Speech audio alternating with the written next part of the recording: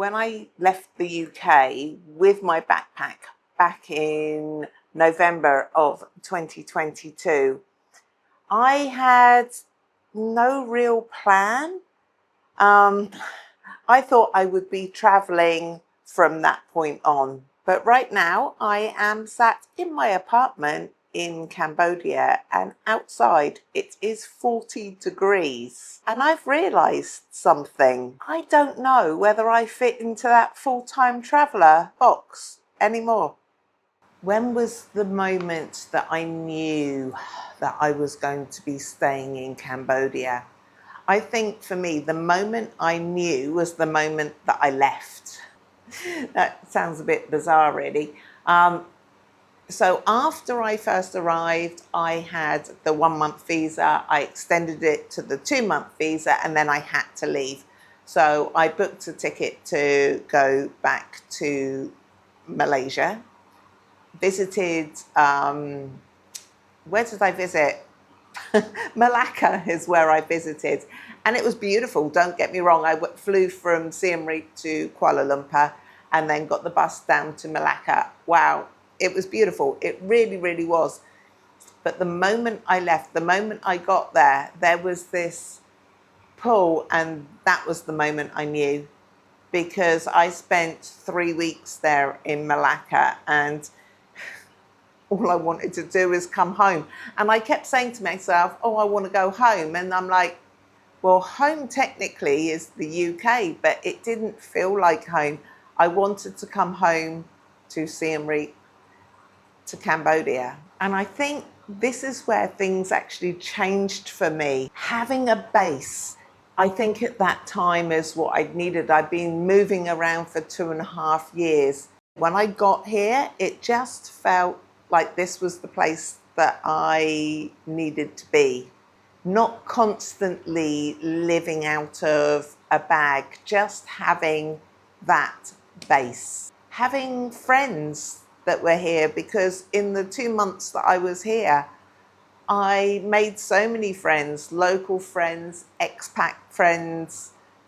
It was a real turning point in my mind and how things would be for me going forward. Having that familiarity of being somewhere, yeah, I was liking it. The kindness of the people is one thing that really took me by surprise. I wasn't expecting it.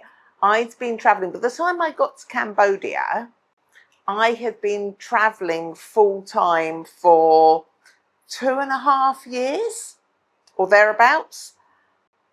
I'd never set foot in a country where the people were quite so kind and welcoming and honest. I'm going to tell you a story now. I went into a store and tried to pay and give too much money. And the lady that worked there, her English was very, very good.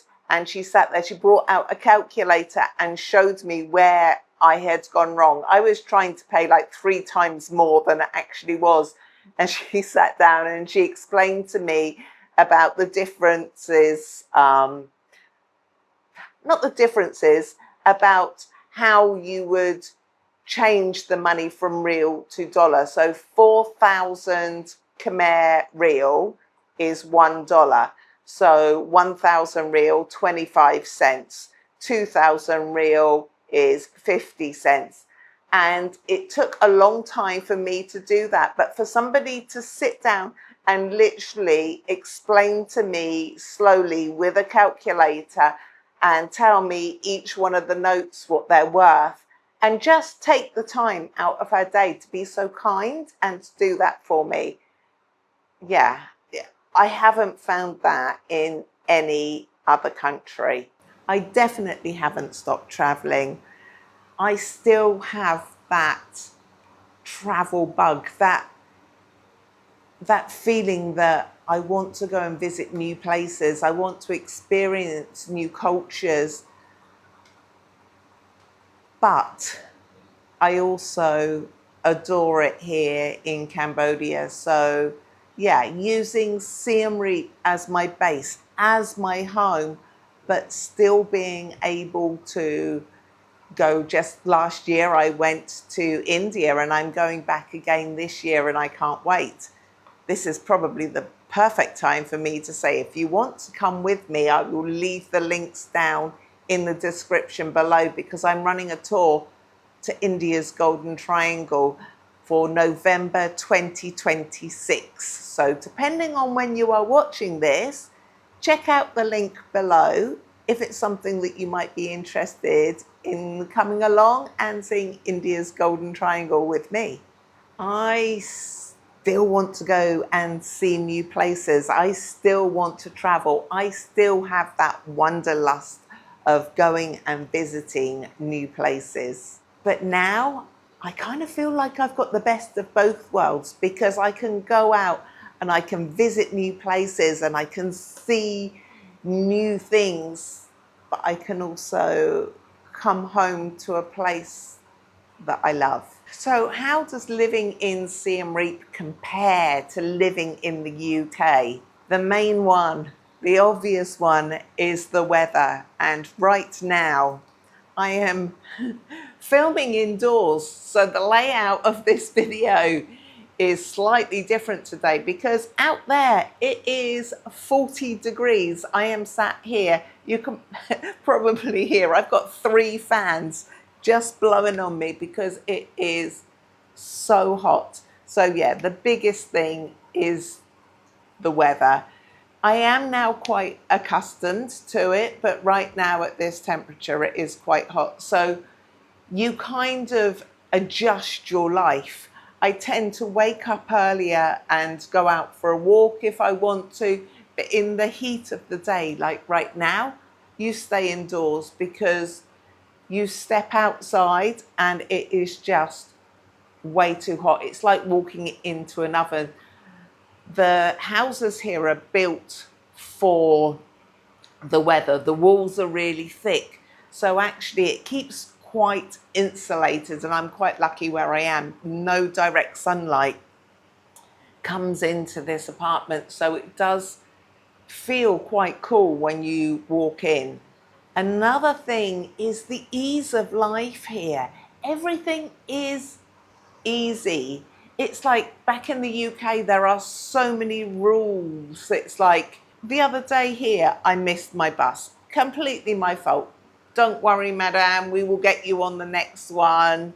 No problem, you've paid for your ticket, we'll do the next one. In the UK, when I went back last time, I'd booked a ticket.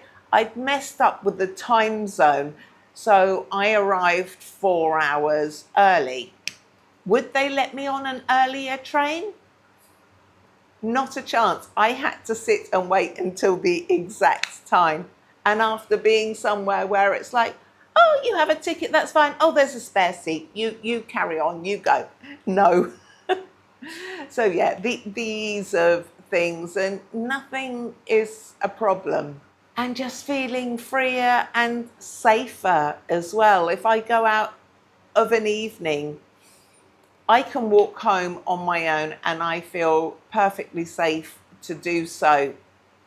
In the UK, after about 8 o'clock, I wouldn't walk around alone as a single woman. I just wouldn't, because I don't feel safe to do so.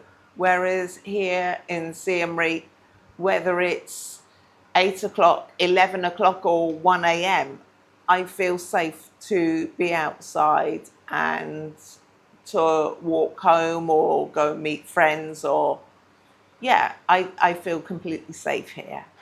Expectations of Cambodia, what I was told versus what I found. So before I got here, I had heard all of the scare stories. The people there are terrible. You'll be scammed. You'll be attacked. It's like all this negative that I got.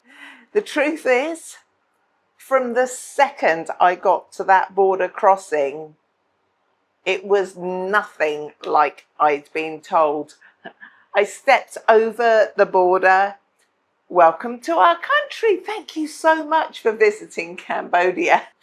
I was like, okay, so when are these negative things that I've heard going to start to kick in? They never did. All of these things that I was told in my head, and they're not true.